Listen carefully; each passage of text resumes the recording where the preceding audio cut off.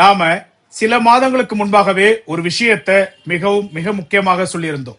என்ன அந்த விஷயம் அப்படின்னாக்க, தேசிய முற்போக்கு திராவிட கழகம் அதிமுகவினுடைய கூட்டணிக்குள் இணைந்தாலும் சரி, அல்லது பெரிதொரு அரசியல் கட்சியினுடைய கூட்டணிக்குள் இணைந்தாலும் சரி, நிச்சயமாக விருதாச்சலம் சட்டமன்ற தொகுதியை கேட்டு பெறும், அதில் பிரேமலதா அவர்கள் நிற்பார்கள் சொல்லியிருந்தோம்.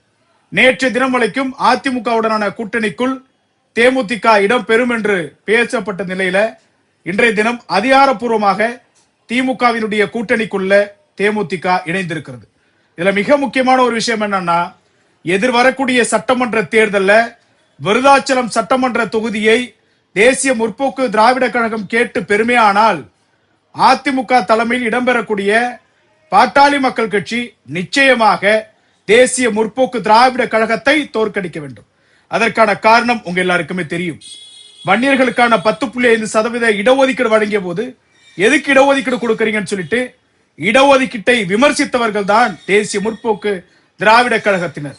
அண்மையில இன்னொரு காணொலி சொல்லியிருந்தோமே, இந்த மீச ராஜேந்திரன் ஒருத்தவர் இருக்கிறான்ல, அவன் என்ன பண்ணா, நாங்க மாம்பழத்தினுடைய கொட்டையை பிதுக்கணும், அதை பிதுக்கணும்னு சொல்லிட்டு பாட்டாளி மக்கள் கட்சியை விமர்சித்து பேசினான். இதையெல்லாம் வெறுமனே காணொலியாக மட்டும் பார்த்து விட்டு அந்த கணமே சென்று விட்டால் நம்முடைய ஒற்றுமை என்பது இங்கே நிலை குலைந்து விடும்.